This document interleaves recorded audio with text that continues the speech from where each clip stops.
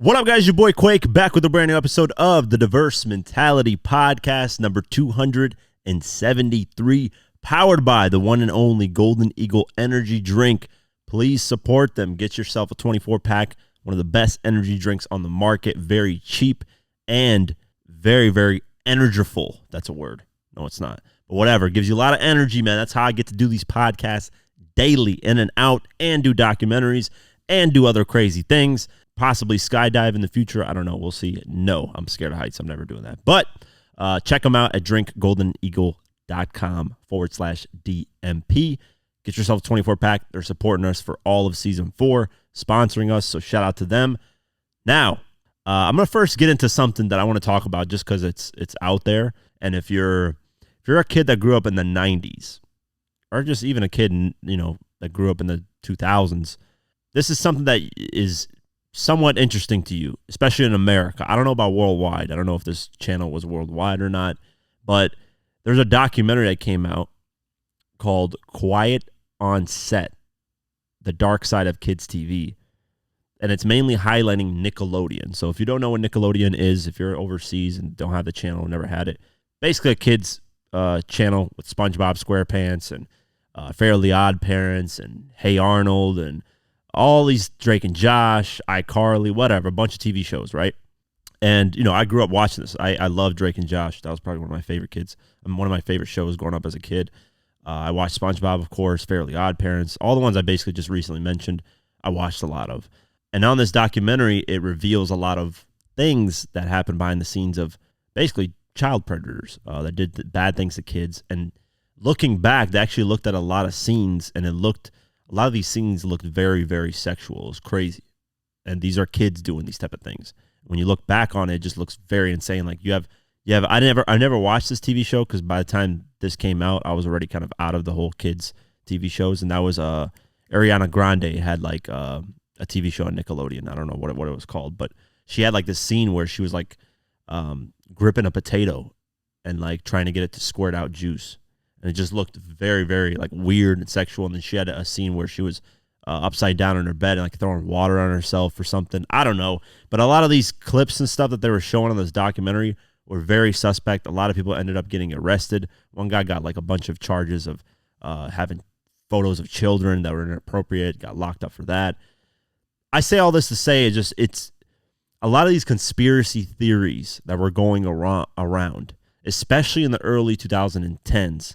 I remember when the whole Illuminati thing was coming around in the 2010s, and there's a guy that dropped documentaries, like pieces of them. It was called The Music Industry Exposed a long time ago. That was all like, he said, she said, blah, blah, blah. And then we had heard all these rumors of this happened behind the scenes in Hollywood. Well, now a lot of this stuff's coming out. A lot of it's being revealed. And it's insane, man. These guys are just monsters. These guys are around children, predators. So if you ever get a chance to watch it, it's called Quiet on Set, The Dark Side of Kids TV. I haven't finished it completely. I'm only on there's only 4 episodes, so I'm actually halfway through it. I'm on episode 3. They're each about 45 minutes, 40 minutes long. It's just very, very interesting, man. If you're someone that grew up in that time and you want to kind of, it is going to ruin kind of a lot of what you used to watch as a kid, because it's going to kind of expose a lot of stuff that even me as a kid, I didn't even realize. Some of these scenes that they're referring to, I watched on TV growing up as a kid, and I just never really registered to me that that's what it can be like, or that's what it can be looked like. Because obviously we're kids, we're innocent, we're not thinking in this type of different adult mindset. But it's crazy, man. So check it out. It is streaming on Max, which is HBO's platform, and I believe it premiered on ID TV or something like that. ID. I think that's a TV channel. If you don't have it on there, I'm sure you can find it somewhere streaming online for free, which, is all over the place on the internet. But yeah, very interesting, man. I just wanted to talk about that quick because, this stuff's happening, man. And I don't like this stuff kind of going under the carpet and, just sweeping it under the carpet and moving on. These are important things that I think, Hollywood should get exposed for, because it's really disgusting. And now you see why, like, Amanda Bynes, who was one of the main stars of Nickelodeon at the time, she's kind of lost her mind now. And you have another Nickelodeon star, I forget her name, but she completely changed into a different person, and she's lost her mind in her own way. And you know why these things happen is because of these these things as a kid, you get abused, and then it just messes up your whole mind, messes up your world and your reality. So a lot of these things, like, you know, you would think, oh, making fun of somebody going crazy, because a lot of people did that, especially with Britney Spears and a lot of these things. But there's a lot to unpack in these situations, and I actually want to explore the music industry in a lot of this stuff, and I will in the future. This is something that I've been kind of collecting pieces of, you know, from Michael Jackson to Eminem to 50 to Birdman to Diddy to whoever that I thought was getting something was happening. I'm going to collect pieces of and just kind of break down a lot of situations. Prince is another one. And it's not mainly going to be hip hop, but it's going to start in hip hop and then it's going to expand. It's going to be like a 10-part, 20-part series, like that long. And each episode is going to be like an hour long. Not to say that they're going to release like consecutively and right next to each other, but it's going to be its own whole series. It's going to be really interesting. So I'm just collecting pieces for it. Like, I have a bunch of side projects, and then I have a main one that I focus on, which is that Diddy $1 million hit. Then everything else around it, I just kind of like, if I run into a Diddy interview and it kind of feeds a different project, like I'm doing Diddy versus 50 Cent as well, what really happened. That's like another project that if I watch a Diddy interview for the $1 million hit and he says something about 50, I'll just take that portion and feed it to the other one. So sometimes I can kind of knock, you know, two birds with one stone in certain things, but sometimes you can't. So I just kind of go in between a lot of things and just kind of, you know, have ideas and I write them down, and that's why sometimes you won't like hear a lot of, or won't see a lot of these documentaries coming out quickly, is because I'm just kind of all over the place, which I need to get a little bit more focused on one. But it helps me because I can get more projects done and more ideas out there. That's just kind of how I am. I kind of just spark things, and I have a mentality that's just like diverse mentality. Haha, pun intended. Let's continue on the news.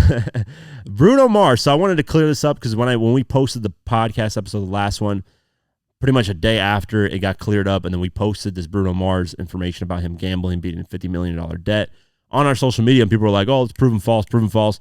I'm like, guys, you know, we're not a breaking news podcast. We are just a podcast that goes over the news, and then I give my opinion on some things, and that's really about it. This is not a breaking news podcast. Simply just a podcast going over the news, and a lot of hip-hop field, at least. So, yeah, they MGM Resorts denied the allegations that he's in debt with them. So let's go over the article. Bruno Mars was rumored to have racked up $50 million worth of gambling debt during his Las Vegas, and representatives during his Las Vegas. That's it. And representatives of the casino have now set the record straight. In a statement shared with Complex on Monday, March 18th, MGM Resorts International denied that the superstar singer is indebted to them in any way. They said this: "We're proud of our relationship with Bruno Mars, one of the world's most thrilling and dynamic performers," the hospitality and entertainment company wrote. From his shows at Dolby Live at Park MGM to the new Pinky Ring Lounge at Bellagio, Bruno's brand of entertainment attracts visitors from around the globe. MGM and Bruno's partnership is long-standing and rooted in mutual respect. Any speculation otherwise is completely false. He has no debt with MGM. Together, we are excited to continue creating unforgettable experiences for our guests. Yeah, so I don't know. The news came out. Clearly somebody leaked some type of information. Maybe he did have debt. Maybe it's cleared now. But regardless, somebody who's been gambling that long has some type of addiction, whether Bruno wants to admit it or not, whether MGM wants to admit it or not. MGM would, of course, deny it because that'll make them look bad. It'll be like, well, how could you let a client work for you and then take that money back through getting through his addiction, if he has that addiction, which I don't know. If you get $50 million in debt into something, no matter how much money you're making, you do have some sort of addiction. So, you know, MGM did the right thing. They did what they're supposed to do publicly and deny things. And, you know, hey, probably doesn't have the debt, man. Shout out to Bruno Mars. I'm not doing this to shame him.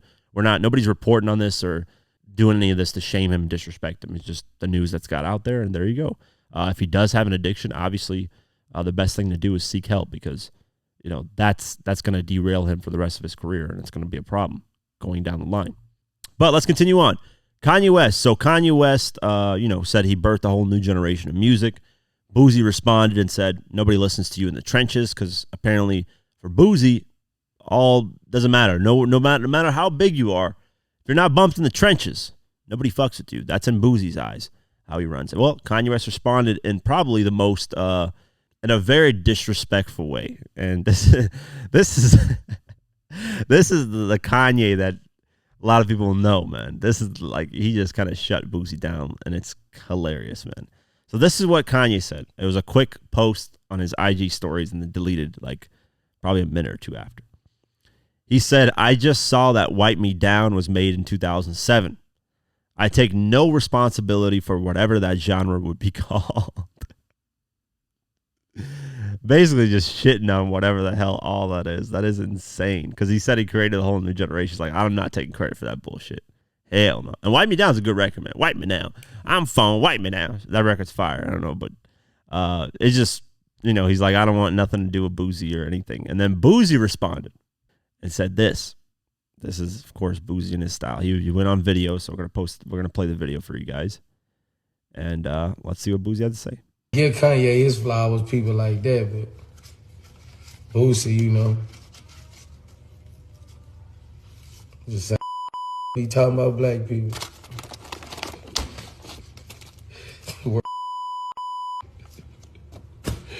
In this word, this call this he is white. Ain't nobody raised more mother than me, bro. Not just most of the street athletes. Oh, kind of, bro. Like, a lot of just don't vouch for me because they don't want to look like they're on my side. You know, that's a side that a lot of motherfuckers don't want to look like they own. They don't want to feel like they got the same judgments as me, you know. But can't no fuck with me making real music. Like, that's the difference. When you raise somebody, that's different. It ain't talking about, oh, I like a couple of your songs. It's different. Where rappers can say, who got fans come up to them and say, you raised me. That's different, bro.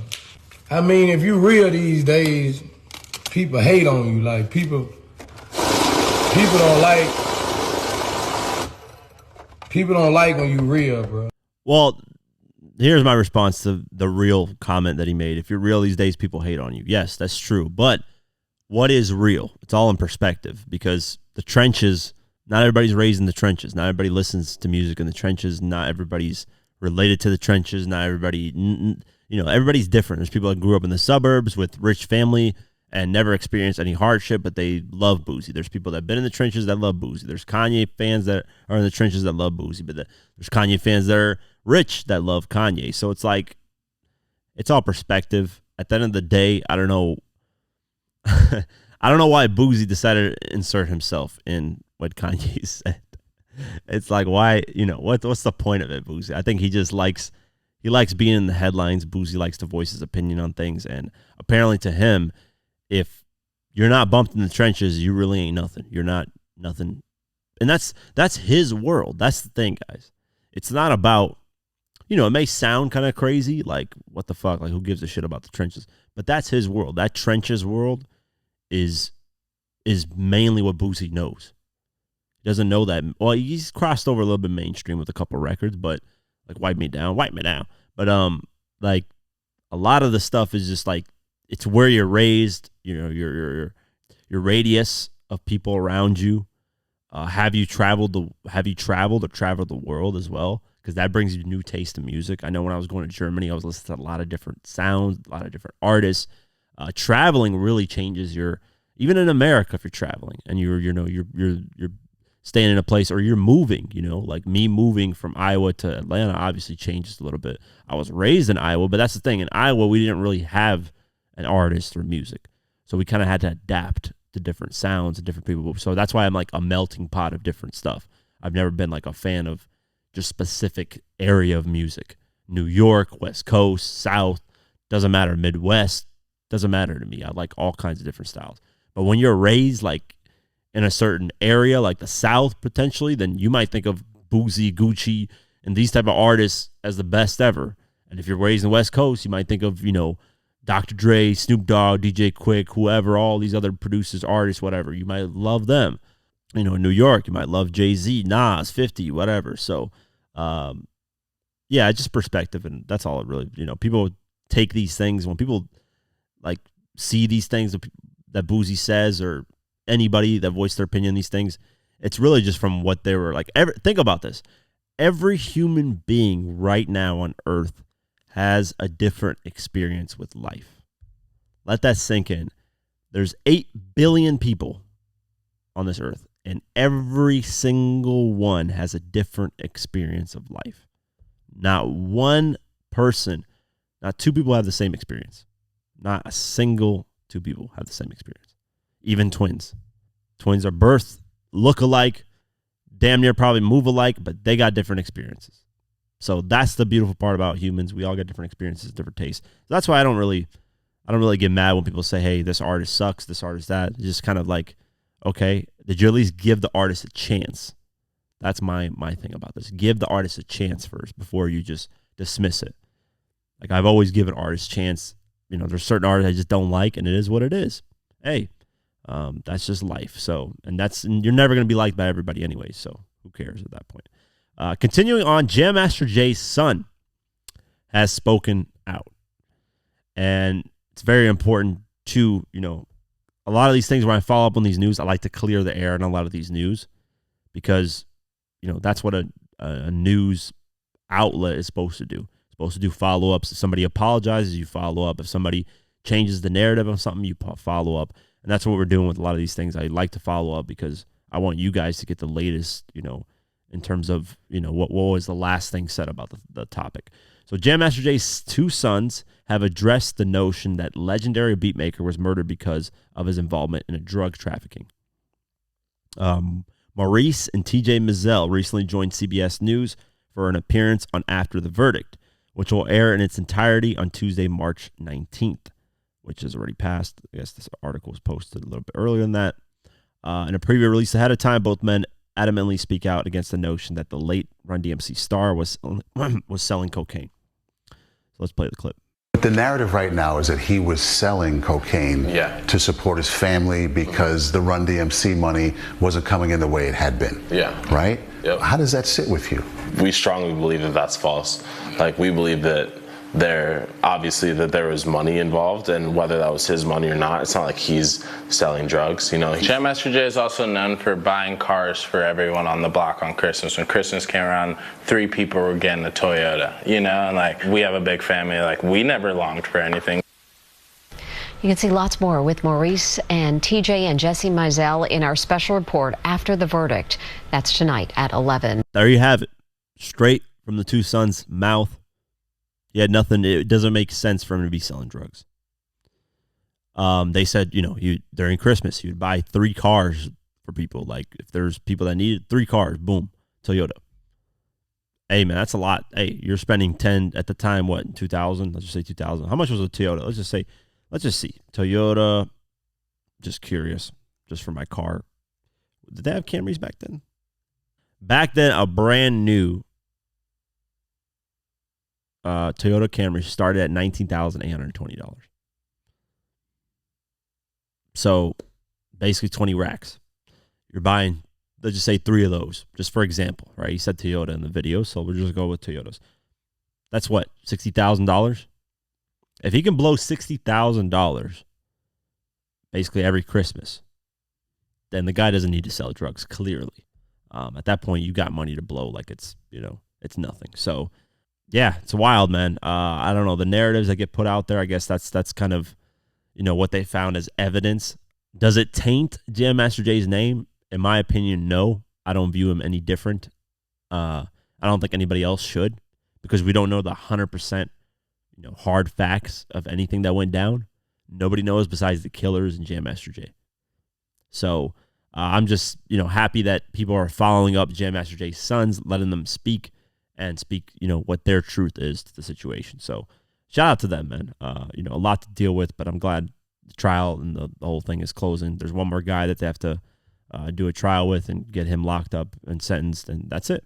So speaking of trials, Young Thug RICO Trial. This RICO trial has been very interesting. It's been a soap opera, basically. And I think one judge, or I don't know if it wasn't a judge, Somebody in the trial said this shit can go on for another like 3 years. Probably going to go on for another 3 years, which is wild to think about, that we're going to have this trial going on for about 3 more years. That's what they said. But this is interesting because it seems like a damn movie or a TV show.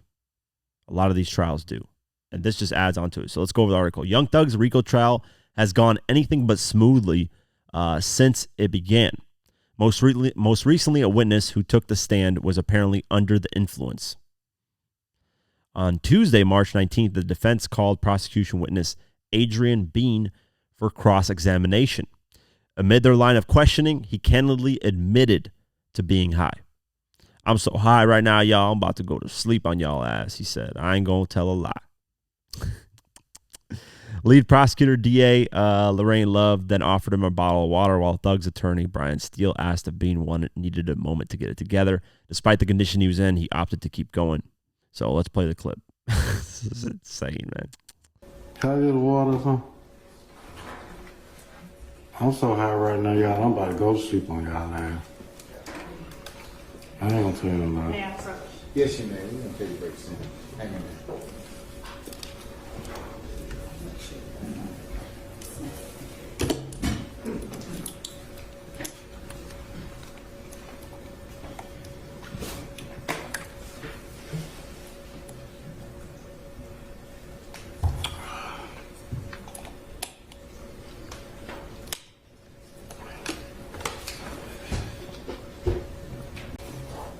You need a moment? Keep the ball rolling. Okay. Mr. Coco, if you could just show me where we stopped again. Remind me. 349.97, Your Honor. Play further right from there. All right. When your wife was speaking, and at some point around the 11-minute mark, you said they gave us a story to tell. Remember hearing that resource? And can you tell us what that meant?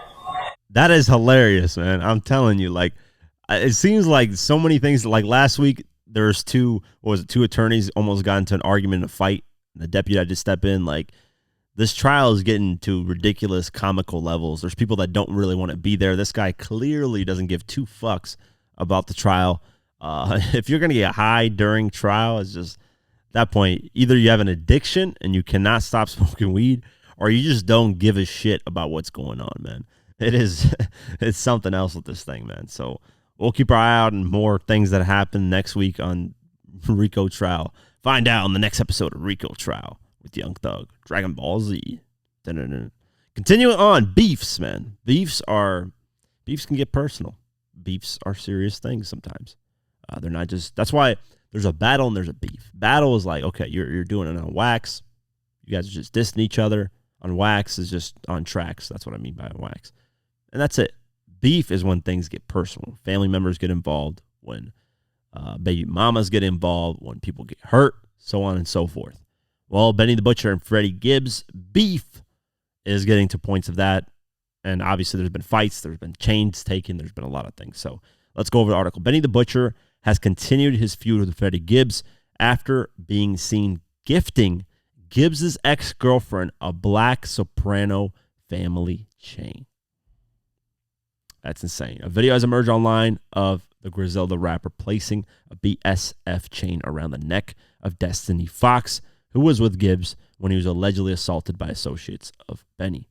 In the clip, Benny carefully places the diamond chain around Fox's neck before the two pose for pictures, with Gibbs' ex holding up the piece of jewelry for the cameras. Damn, I'm going to play the clip.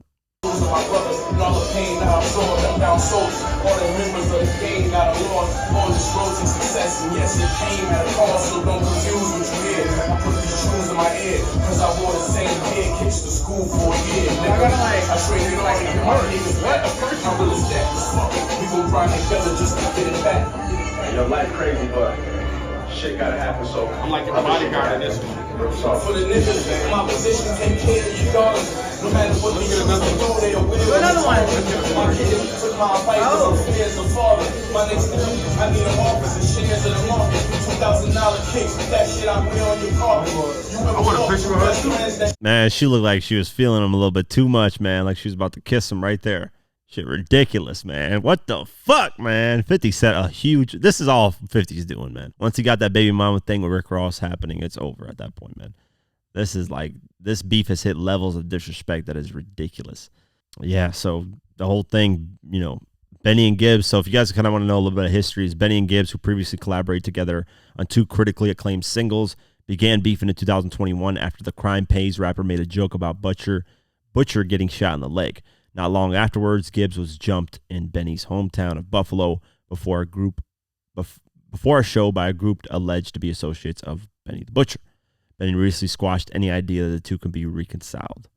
He said, "You don't do that shit to people you're cool with, and that's just it. I really don't have a problem with him. He never done nothing to me in life. I have no problem with him. It's just that I would be goofy, and that I would make my music would look to be goofy if I would stand next to them." So yeah, has no intention of ending their beef at all. So yeah, just getting levels of disrespect. That's all it is. It's trolling. It's disrespect. It's what can you make? How can you make the internet react? Especially in today's time, that's all it's about.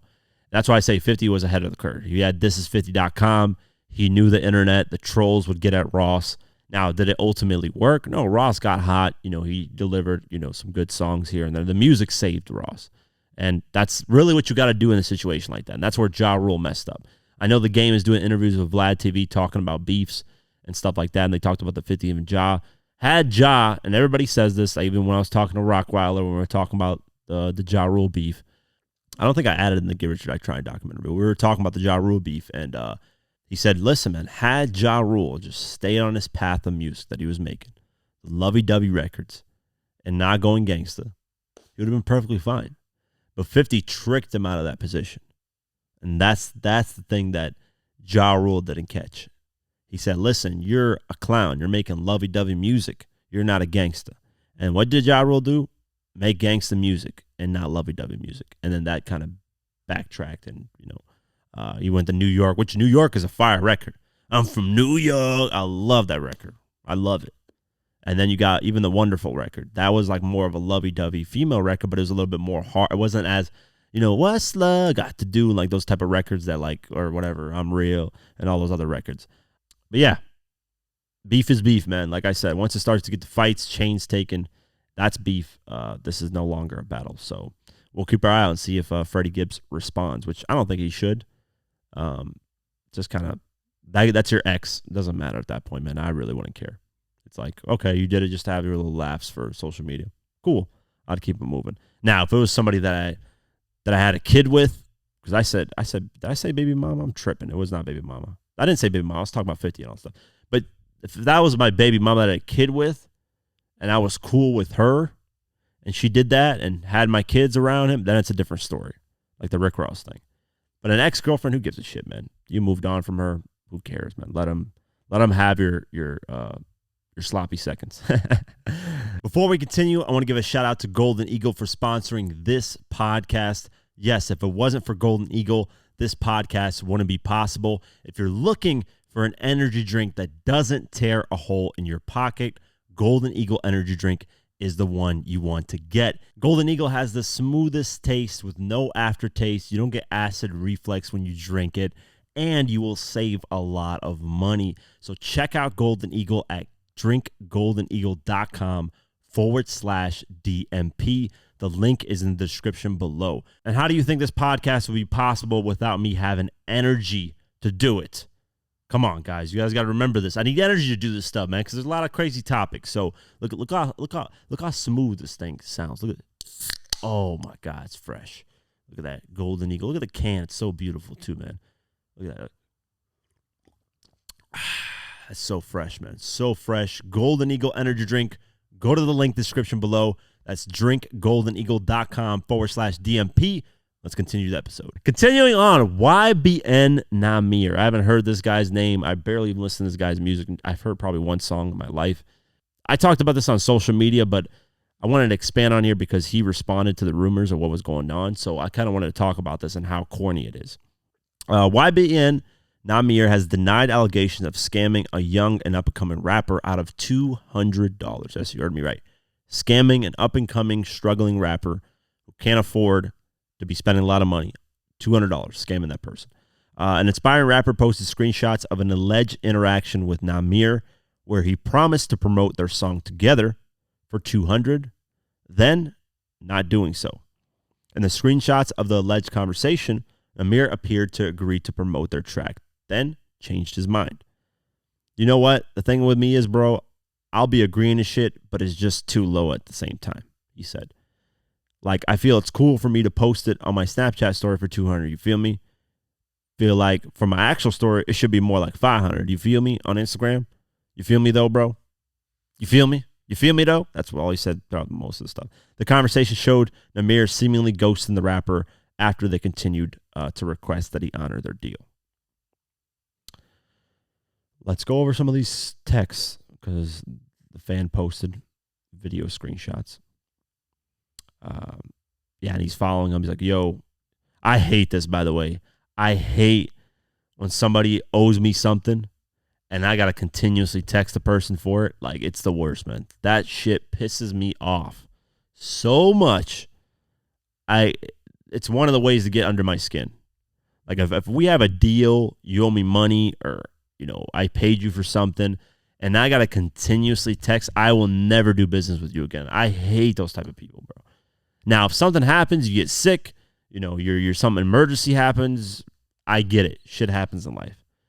But if I have to consistently text you, yeah, so this guy's just basically doing that. Hey, what's going on? He's like, a fan's like, what type of story you're posting, bro? Can you please post a story? He posted a voice note.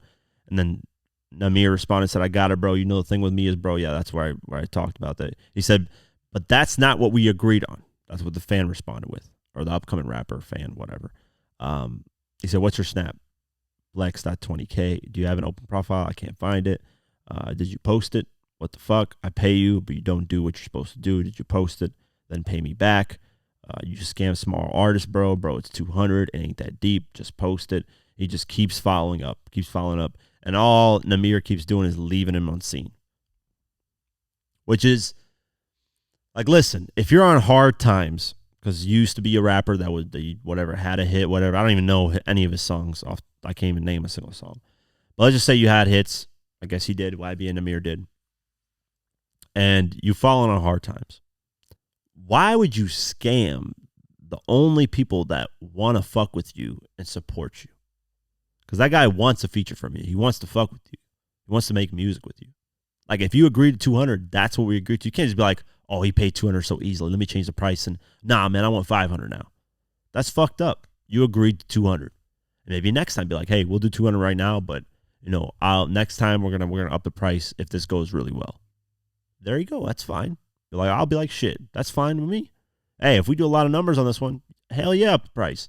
Go from $200 to $500. That's fair. What did J. Cole say in the recent snippet that he's fucking snapping on? Business is business. He said, Jay-Z, own my masters, some shit. Business is business. At the end of the day, it's business, man. People that respect that, I love. I love when I work with people that understand things are just business. Nothing's personal. But him changing that and flipping it on that guy is fucked up. And if you're on hard times doing that, you are a piece of shit. Go get a real job. Doesn't matter if you used to be a rapper and you fell off. You know what? Hey, shit happens in life. Go get a job, work again, build up some money, maybe continue making music. Maybe something will pop off in the future, but don't take away from the people that support you. If I did that to you guys should fucking destroy me on the internet. Like, I should get chastised, literally. Like that I would never do that to you guys. If I ever needed money from you guys and was like, hey, could you guys support me on something on this? I would deliver that thing. I would never take people's money. Like, let's just say I wanted to do a documentary and I needed $100,000, right? And I already had $50,000, but time frame is very short. I need another $50,000. All my fans, all you guys, let's just say out of the 600,000 subscribers on the channel, 50,000 of you donate at least $1, which you guys do on my Patreon, which I apologize that the Patreon is not updated consistently, but these documentaries take a little bit. So I need to add more on the Patreon, which I need to figure out what to do on there to add more. But what I'm going to be doing with these documentaries a lot is I'm going to be doing like playlists. I'm going to start doing those. Where I'll have a playlist of the music that's in the documentary that you guys can go listen to. But, you know, stuff like that. We'll figure out more on the Patreon. Maybe live streams. more on there because I want to add more to the Patreon. But a lot of you support me on the Patreon, whether it's the Stun Island tier, which is $25 a month, whether it's the Rich Gang tier, which is $10 a month, and whether it's the Respect tier, which is $3 a month. Doesn't matter whether it's $3, $10, $25. I take that with the utmost gratitude. Thank you. That means the world to me, man, because that money is funding a lot of things that I'm doing. It's helping me eat every day. It's gas, the electricity paying, this and that, all these things. I could never take something from you guys that you guys work hard for, by the way. You guys work hard for your money too. That's just utter disrespect, and I hate people who do that. I could never, and I was just having a conversation with my friend about this about a day ago. I could never have somebody work for me and then not pay them something. Ask anybody that's ever worked for me. Even when we have agreed that, hey, we're doing this just for free, both of us, we're not getting paid. I've always, at the end of that, been like, you know what, you deserve something out of this, man. Even though we didn't get what we didn't accomplish what we wanted to, you deserve something out of this. Because I can't sleep knowing that I owe somebody money or that I haven't paid somebody or that I scammed somebody. I can't do that. I'll be losing sleep right now. I'll never get sleep because I'm just that type of person. I can't deal with that, man. I have to pay people what they're owed. I feel incredibly bad if I don't. It's a stress on me, and it's really bad for me because if I have those type of situations where I owe a lot of people money, I get really stressed, and it's a problem for me. It gets like into my psyche, and it's a whole different thing. But that's just how I am as a person. I won't eat before. If I owe somebody money, I won't eat. I will give that person the money first if I owe them, because that's just the respect factor I have for people. I can never have somebody working for me and never pay them and scam people out of money. That's just ridiculous, man. And those people get the karma down the line, man. I've been scammed a lot of times. I've had people do me dirty.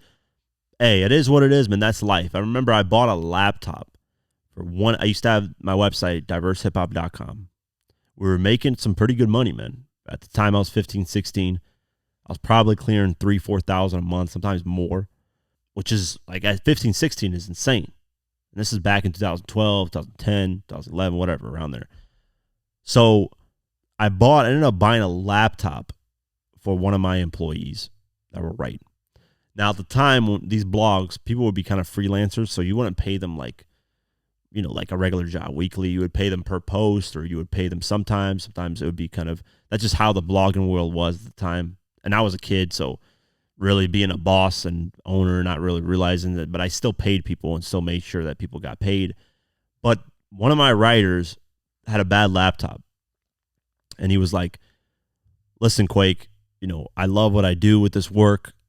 I like working with you, but man, this laptop is very slow. It's impossible to get a lot of work done that you want and that we were trying to get posted. So I said, you know what? When I get my next check, and mind you, this check that I got, luckily I was 16, so I didn't have any bills. I had just, employees I was paying. Really, that's about it. The car that I had, my brother handed it to me, so I never had to buy for a car, which I was thankful for. Shout out to my brother for that. So I didn't have really bills. I had insurance bill on my car. I helped my parents here and there with some money on some bills here and there. And then I just bought stuff for me, so I didn't really have bills at 15, 16. So I was like, you know what? This next check I get, it was very low that month. I got I think probably $1,700, which, I was averaging like $3,000, $4,000 a month. So $1,700 was like, it was on the lower end of things. But I took that money, bought a MacBook because he wanted a MacBook, brand new MacBook, shipped it to him, brand new laptop. It was like $1,500, left me with $200. Brand new laptop. So there was no excuse for him not to be able to do stuff on the website and work. Guess what this guy does? I had a competitor, an enemy at the time. This guy tricked that guy into going to work for him. And because that guy had access to my website and could control a lot of things, he destroyed my whole website and cleared it out. And this was on New Year's. I'll never forget it, man.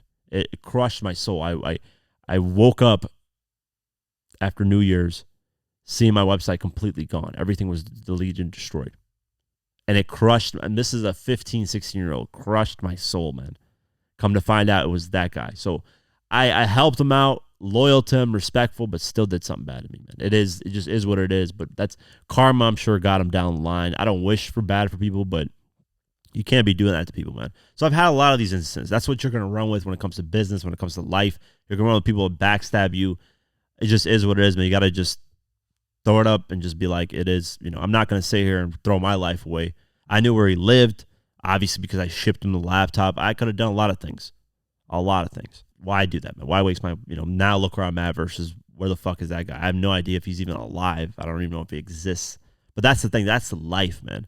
It will play out, and you'll see most of the time the good people come out on top. Most of the time. I know there's unfortunate situations where things happen where the good people don't come out on top, but that's life, man. Life isn't fair. It isn't fair. What did Aiden Ross say on one of his kick streams? He said, it's unfair how I'm making all this millions of dollars and there's people working day to day struggling to get by. He's like, that's just life. It's unfair, man. He's like, I make hundreds of millions of dollars just sitting here streaming, talking to you guys while there's people out there working just to make ends meet. It is unfair, man. There's people out there starving, not having electricity, water, clean water. That's just life. But anyways, I'm going on this whole rant. Sorry, guys. YBN Nahmir continued, and he basically denied the allegations. He said, tired of guys lying on my name. You're a hoe-ass guy. By the way, when I say guy, he's saying that N-word. First, the guy bought an open off of me, which I sent him and cleared it for him. Then the guy started having a fake conversation with himself, believing he actually sent 200. Bro, you ain't shit. You ain't sent shit. I never even answered you anymore. You was talking for shit for low-ass prices I wasn't finna do. It stopped the cap.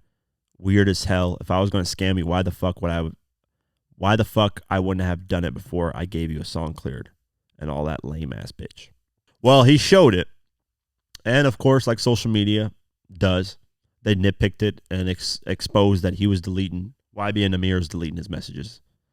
Basically, YBN Nahmir was saying, hey, this guy was just talking to himself and he was showing fake conversations, which makes no sense because that guy's screenshots. It's really hard to edit in fake conversations. Now, to delete your messages and show and pretend like the guy was sending you a message and you weren't responding, that's easier to do because you can just do it on Instagram. So YBN Nahmir got exposed for that, and that's the problem. And just own up to your mistake and be like, you know what? I was a piece of shit for that. I was a piece of shit. You know what I'm gonna do for him? I'm gonna give him another verse. I'm gonna give it to him for free. And you could have used listen, this publicity you got. You could have used it to clear your name and potentially make new fans and make people support you again. You could have turned a shitty situation. You could have turned shit into sugar. You could have turned shit into sugar, and you missed it. Went right over your head. Insane, man. But yeah, that's what you get from somebody who's not competent when it comes to business. But yeah, I just wanted to talk about that because it pissed me off. I hate when people do that stuff to people, especially hard-working people that work hard for their money, man. Continuing on. You already know what I'm about to. I was excited to talk about this the second it happened. I couldn't wait for the podcast to start. Dr. Dre got his Hollywood Walk of Fame star on Tuesday, March 19th.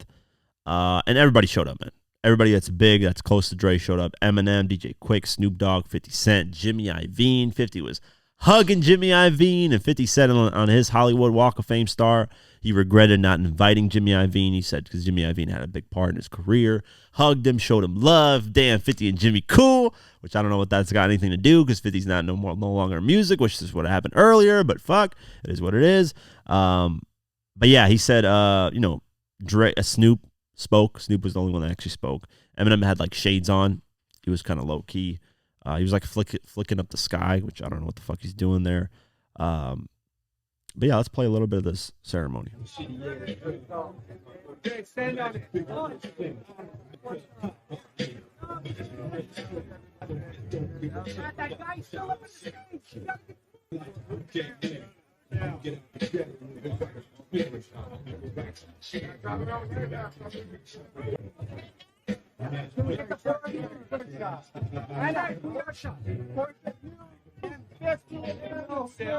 Man, it's fire. Seeing them all together in the photograph that they took. Think of when I saw the photograph of Dre, 50, Snoop, and M, I just thought of Dr. Dre literally made three of the biggest worldwide artists alive right now. Eminem, 50, and Snoop are three of the biggest worldwide artists right now. Somebody responded like there's another one, Kendrick, which I don't know. Kendrick worldwide, did he do like insane numbers worldwide? I don't know. I got to look into that. Game is somewhat has this thing worldwide, but I'm surprised Game hasn't responded to any of this shit. And if he comes out with a whole rant, I'm all for it, man. I love when Game goes on these things because clearly Dre did not invite him at all, man. 50 got the invitation. Everybody got the invitation but Game. So something's going on with Dre and Game. I think Dre doesn't like Game's antics anymore, man. As much as, you know, Game says, oh, Dre's cool with me, and every time we meet up, it's like we're old friends. Potentially. But there's clearly a favorite here. Dre just likes 50 more. I mean, 50's more loyal, man, and never really talked down on Dre. Now, he did have a little issues with Dre back when the Beats by Dre and SMS audio thing was going on. He was having issues with clearing songs and sampling and mix and mastering, and Dre wasn't doing it for him and all that. But that cleared up, and it's all good now. But it's just fire seeing them all together. They're a lot older now and still alive and well, man. Yeah, so congratulations. Round of applause to Dr. Dre for getting his Hollywood Walk of Fame star, which is funny. Dre said, why did I get one as last? 50 and Snoop got one, and I didn't get one. Eminem still hasn't gotten his, so that's probably going to happen later down the line. But you have to pay for these things, so I guess 50 and Snoop just paid for theirs earlier. Suge Knight, of course, decided to weigh in on the whole Hollywood star thing, and he said, all of you boys, you're welcome. Dr. Dre, Snoop Dogg, DJ Quake, hashtag. He posted a photo of all of them. He said, you're welcome. Which I don't know. I guess he's saying because, you know, he invested in Death Row and gave Dre a whole new career. I mean, yeah, everybody had their role, but Suge Knight fucked it up by being the gangster, man. He could have been up there with him. Suge Knight could have been, that's the thing. Suge Knight could have still been a boss and killing it and doing his thing, man. But he fucked it all up. He got Pac killed because of all his antics. Yeah, man, where he went down the rabbit hole. But just imagine that Suge Knight not fucked up things that happened, man. And potentially Tupac would have been still alive. You would have saw. You know what's crazy? You would have saw. Think about this. At Dr. Dre's Hollywood Walk of Fame star, you would have saw Suge Knight, Tupac, 50, M, and Snoop. Like, no, just think of the artists: Snoop, Tupac, M, and 50, with Dre in the fucking middle. That is four, not three. 4 of the biggest artists worldwide. Shit. I don't know about Eazy. I don't know if he would have been alive or not. But, you know, imagine if Eazy was alive too. Oof. Ooh, that's disgusting. Dre would have had a disgusting list of artists, man. I'm surprised Kendrick didn't show up there, though, too. For the Dr. Dre Hollywood Walk of Fame, whatever star thing. But you have to get invited to these things, too. Like 50 said, he regretted not inviting Jimmy Iovine. So that's another thing that plays a role. So maybe Dr. Dre didn't feel like inviting them. But, yeah, man. Suge Knight can't really talk when, you know, he fucked up the situation for himself. He put himself in that situation. After this, Dr. Dre, Snoop Dogg, 50 Cent appeared on Jimmy Kimmel Live. Eminem had to fly back, and the reason why I'm going to explain a little bit later, so he didn't appear there. I would have loved to see all 4 of them sitting, but the fact that Jimmy Kimmel pulled off Snoop Dogg, Dre, and 50 in one room, which we've never seen before, during an interview all together, which was amazing to see after all these years. I want to see more of this. I wish I could pull something like that off. If I could, it'd be it's like a kid at a candy store, bro. I'll be so happy that if I could ever get Snoop, Dre, 50, and M in one fucking room on this podcast, I'd lose my mind. Like, it'd be the great. I'll just let them talk to each other. I don't know what I would say. Like, it's just so cool seeing it, man. I'm like, holy shit.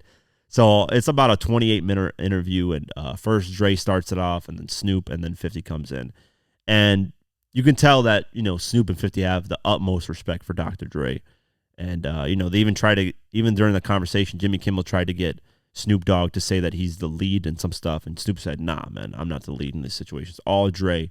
I sometimes just adjust the knob when we're riding the car, and that's about it. He's like, because, you know, he's talking about how they bump heads in the studio about ideas, which every great artist and stuff do, and anything people bump heads that are great with each other. And he was just talking about how, like, hey, I don't really go above Dre, but I do recommend things, you know. And Jimmy Kimmel was saying, do you like go ahead of him and just dictate everything? Sometimes he's like, no, Dre's like the master, he's the GOAT, he's the one. So And then 50 says the same thing. You know, he's like, I have the utmost respect for Dre, all that. I would have loved to see Eminem on this. But speaking of Eminem, Dre decided to announce that Eminem is officially releasing a new album this year.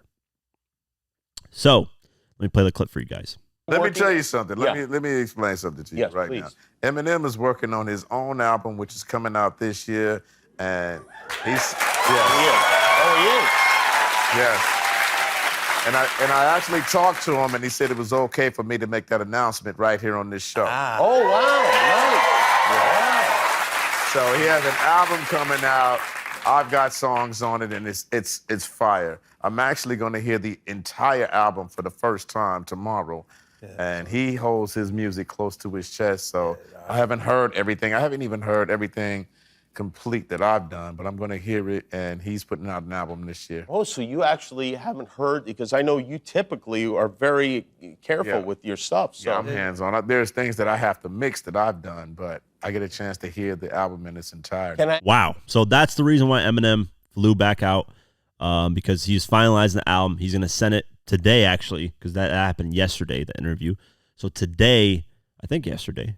Yeah, it did happen yesterday. So today would be, at least when you guys are listening to this podcast, it'd be 2 days ago. But Dre has listened to the full album by now. Excuse me. He said the next day he would do it. So the full album's pretty much done. If Dre approves it, ready to go. I don't know if Eminem's going to do a surprise release. I would like that, because I think at this point, Eminem, you know, doing the whole old rollout of just like singles, I don't think he needs to do that anymore. Do the Drake thing where you just potentially drop maybe a song and that's it, and then drop the album. What do I want from this Eminem album? Let's talk about that. What do I want from this Eminem? So Dre says he does have some joints on there, meaning he's got some records that he's produced probably on there, maybe featured on. But this is what I want from Eminem album. I want the first, this is number one for me. I want the voice changed. I want Eminem to have some type of voice change. I don't want him to go to Relapse, technically, because I like the Relapse album. I love it, actually. It's probably my second favorite Eminem album, potentially my first. It goes back and forth on the Eminem show and Relapse. But the Eminem voice has gotten to a point where there's moments where I can't enjoy it. Not to say that's bad. There's moments where I like it. Like, I could swallow a bottle of alcohol in I like the Godzilla, you know, type of, like, there's moments where he has it, but then there's moments where it just sounds bad. I don't know how to explain it really well, but I wish he changes his tone. He changes his voice a little bit if he can do that. Maybe slow down on records. Features. I don't want to talk about features first. First, producers. I would love to Eminem to go back to just a fully Dr. Dre produced album. Or, I would love this even more, is Eminem produce his whole album again. That's when we get the best Eminem albums, when Eminem produces his own shit. I would love, actually, fuck the voice thing. That's my number one thing. I want Eminem to produce this album. I love Eminem as a producer. I think he's super underrated. I think he's one of the best producers based off what he's released. Could he be one of the best ever? Yes, if you really wanted to. But I want an Eminem-produced album with records with Dre involved in there as well. That's what I want. I don't want him to go to Take Heath. I don't want him to go to London on a Track. I don't want him to go on 808 Mafia. I don't want none of these producers, Murder on a Beat, and all these other. None of that. Please give me an Eminem-produced album. Features? You already know, man. I want 50 Cent on that bitch. 50 got to be on there, man. It's been way too long. I don't want to hear it. I want 50 on the fucking album. Damn it. Get 50 on the damn album. That's the number one thing. I would love Eminem and J. Cole. I've been at the level that J. Cole been at. So come on, man. Eminem just shouted him out recently. Eminem and J. Cole. Can we get an Eminem and Drake? Can we get an Eminem and Kevin Gates? I would love. Oh, that would be fire, because Kevin Gates shouted out Eminem. He said, I love Stan, man. Stan, one of the best records of all time, man. Yeah. You know how Kevin Gates talks. Eminem and Kevin Gates. I don't know. I'm just thinking out fucking loud right here. But I want an Eminem-produced album, please. Shit, Eminem and Kanye West. Like, imagine Kanye West producing some Eminem tracks. I would love that, man. Eminem and who else? You know what? I would like Eminem and Key Glock. I don't know why. That would sound really interesting. Eminem and Lil Durk. That would be really cool. I know you guys, some Eminem fans probably listen to this like, what the fuck is wrong with you? But there's a lot of things that Eminem could work with. A lot of newer talent, whether older talent, lyrical artists. I mainly want, if we had to do features, I had to do a top 3. I want 50, obviously, back on there. I want J. Cole, Eminem and J. Cole. I have to add that. And then, actually, I want Eminem and Lloyd Banks. I know it's a little bit G-Unit bias. I want Eminem 50, J. Cole. I want 50 J. Cole and Banks. If I had to choose top 3 features on this upcoming Eminem album, I want 50 J. Cole and Banks. J. Cole has reached a fucking new level that I love, and I can't wait to hear the fall off. That's going to be amazing. We already know what Banks does, man. Banks and M haven't missed, in my opinion, ever.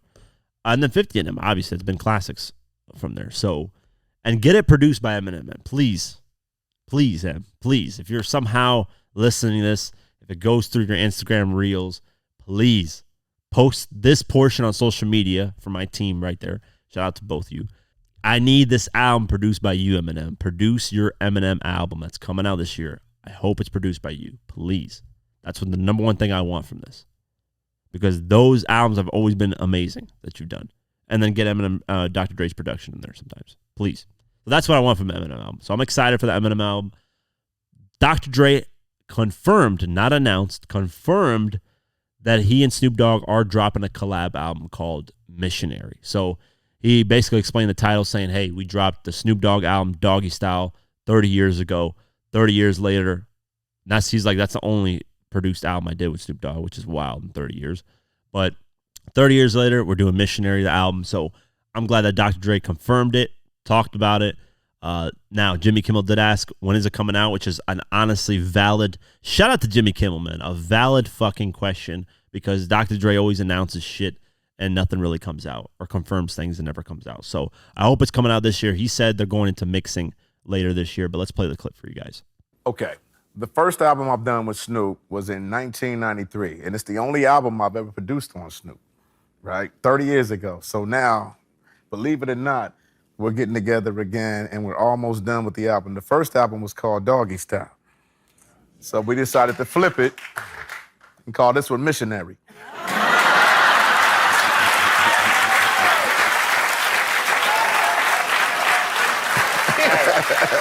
That's Jimmy's favorite position. I like that. That's your favorite position? Jimmy been a missionary for 30 years.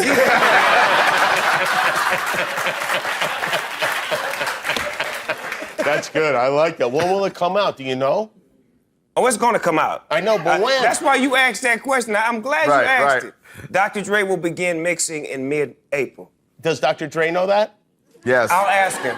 Okay, yeah, you ask him. We got a little bit of news about the album that's coming out, Missionary. Are you on the album? Yeah, I got one with Snoop. He said You something. are on the album. I like that too. Yeah. Oh, really? Wow. I'll tell you how that works. Yeah, tell me how it works. I get a text message. I get a text from Dre, and I get a text from M, and almost simultaneously. So it goes like, and they go, stop. So it means stop what you're doing. I don't care if you're producing television shows. I don't care what you're doing. Stop and figure out how to get this done for us right now, because it's that urgent. Yes. So 50 Cent will be featured on this Missionary album, which is, here's the thing I loved about this interview, and here's the thing that saddened me about this interview. The thing I loved is that they're all three together on there, talking, having fun, joking around. It was great. Everybody announced new music but 50. That's the sad part about it. 50 didn't announce shit. No new music, no new album, nothing. Now, listen, I'm not going to get my hopes up. Even if 50 said, hey, I'm dropping a new album as well, I wouldn't believe it, to be honest with you. I wouldn't. Would it get me a little bit happy? Yeah. I'll be like, okay, cool. He announced that he's going to drop an album. But I'm glad that he didn't kind of say it. I'm sad, but I'm glad that he also didn't say it, because I don't want to be fucking wishful thinking over here and being like, oh, I want a new album. He promised a new album and it never fucking comes out, because I'm tired of that shit. I'm honestly tired of it. Street King Immortal has been one of the most delayed albums of all time. That shit's probably canceled. I don't even know. I think 50 scrapped it a while ago, even said. So I'm glad that at least 50's featured on it, and I'm assuming, because 50 talked about this on the Big Boy interview he did a while ago. I think earlier this year, or maybe a while ago, or before his tour that he did. He said that he flew out to LA and worked with Dre and Snoop and Eminem. So maybe this is a product of that. So I'm hoping 50 is also on Eminem's album. I'll be happy with both. At least we're getting some verses, man. Something. It's better than nothing, guys. I mean, that's at least we're getting something on Dr. Dre production. I can't wait for the Missionary album. I hope what I'm gonna want from this album is, after all these years, can Dr. Dre, I'm going to mainly put the pressure on Dr. Dre because Snoop Dogg's been around for a while and actually still releasing music. Can Dr. Dre reinvent a new sound and deliver something new for people to enjoy? Is that possible this late in his career? And is this the guy that can still do it? I don't know. We'll have to find out. But Jimmy Iovine, during the Hollywood Walk of Fame, when people are speaking about Dre, he said Dre's been listening to a lot of different genres. He's exploring different genres. So, are we going to get a fully hip-hop album? Potentially not, man. It could be something in the country rock world or whatever, jazz. I don't know. We have no idea. But I would actually welcome that.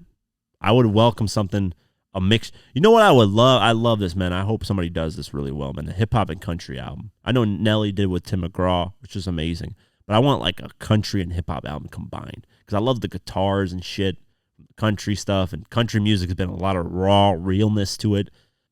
That would be a great mix, man. If Dre could pull that shit off, Dre is the greatest. To me, Dre is the greatest producer of all time, regardless. But still, if he pulls that shit off, this guy is literally like the greatest thing music's ever experienced ever. Like at that point, I think I would put him above Michael Jackson at that point. If he somehow gets, after 30 years, whatever, how long he's been in this shit, actually more than 30 years, he somehow gets another run going in with this Missionary album and delivers a whole new sound, somehow incorporating different genres together, and it skyrockets, his album does number ones and sells millions of copies, then at this point, we're not even talking about hip-hop producers. We're talking about one of the greatest entertainers, period, of all time. And Dre's already at that level, but this would like, boom, stamp is there, it's over. So I'm excited, man. I'm just excited for what Snoop Dogg's got to deliver. I've heard a lot of Snoop Dogg's music recently, obviously, but so the excitement for Snoop isn't there as much, but I'm still excited for them together to come and release something. So I can't wait for that. Hopefully we get features. I don't know what kind of features from Dre, but I don't know. Yeah, the feature-wise, I don't know. But obviously 50's going to be on it. I'm sure Eminem's going to be on it. Yeah, we'll keep our eye on all that stuff, man. That was exciting just to see all that. They did a skit as well on Jimmy Kimmel. It's called like Dre's Anatomy. It's a play on Grey's Anatomy TV show, and they're like playing around with like how small Jimmy Kimmel's pee wee wee is, and they're like they're putting like microscopes on it and shit, and like it's a skit. It's funny. So if you haven't seen it, go check it out on Jimmy Kimmel's YouTube channel. But overall, man, great. It was exciting to hear all these announcements and stuff. I was so fucking happy. I was cheesing like a little kid. So shout out to them. I can't wait for the M album. I can't wait for the Dre and Snoop album. I can't wait for the 50 feature. So yeah, I told you, man, this year might be the year where all these people, J. Cole dropping, you got Future and Metro Boomin dropping. Come on, man. You got Dre dropping with Snoop Dogg. You got Eminem dropping. The only thing on top of this shit is Jay-Z, 50. Like I said, what albums do I want this year? I said the artists I haven't dropped in a fat minute. Jay-Z's another artist. I wouldn't mind a Jay-Z album, man. People think I hate on Jay-Z, dislike him, but I would like to hear what Jay-Z's got for 2024 after all these years. Kanye's going strong. He's delivering, about to get Vultures 2. Come on, guys. Like right now, this year is going to be a good fucking year for music. And if you feel it's not, you just hate at that point, man. So Billboard Hot 100, let's get into the music. Ariana Grande debuted at number 1 with another song. She is killing it. I don't know. I don't listen to her music. I haven't heard a single fucking Ariana Grande song that I can remember. But she's number 1. It's called We Can't Be Friends. Debuted at number 1. Hot Shot debut. Teddy Swims, Lose Control on number 2. Beautiful Things, Benson Bone, number 3. Yeah, go, go, go. Head So Good She on a Roll. Carnival is at number 4. With Ty Dolla $ign and Kanye. Lovin' on Me, Jack Harlow, number 5. Texas Hold'em, Beyonce, number 6. Act 2 Date at 8. 4 Bats featuring Drake skyrocketed this song. So Drake being featured on the song took it from number 61 to number 7 in the top 10. So shout out to 4 Bats for that. Continue on, Tate McRae, Greedy at number 8. I Remember Everything, Zach Bryan, number 9. And then Yes and Ariana Grande, number 10. Going down the list, SZA Snooze, number 11. Agora Hills, Doja Cat, number 12. SZA Saturn, number 14. A bunch of Ariana Grande debuts. 21 Savage, Red One, number 22. Whatever She Wants, Bryson Tiller, number 24. He's been killing it with that record. Doja Cat, Paint the Town Red, number 32. Flo Milli, Never Lose Me, number 34. Bunch of Ariana Grande debuts. Yeah, Glow, Stomp a Loop. What's Some Shell Toe? This went up again. So number 49 was last week. Now it's 41. So she's going up the charts, man. That's what I like to see. Yeah, Glow. Get 'em, Glow. Going down the list. Fiend, Travis Scott, number 50. Everybody, Nicki Minaj, number 59. J.I.D. Surround Sound, number 61. Yeet Breathe, number 65. You Broke My Heart, Drake, number 66. FTCU, Nicki Minaj, number 71. Chris Brown, Sensational, number 72.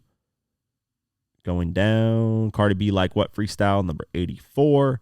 21 Savage, Nina, number 85.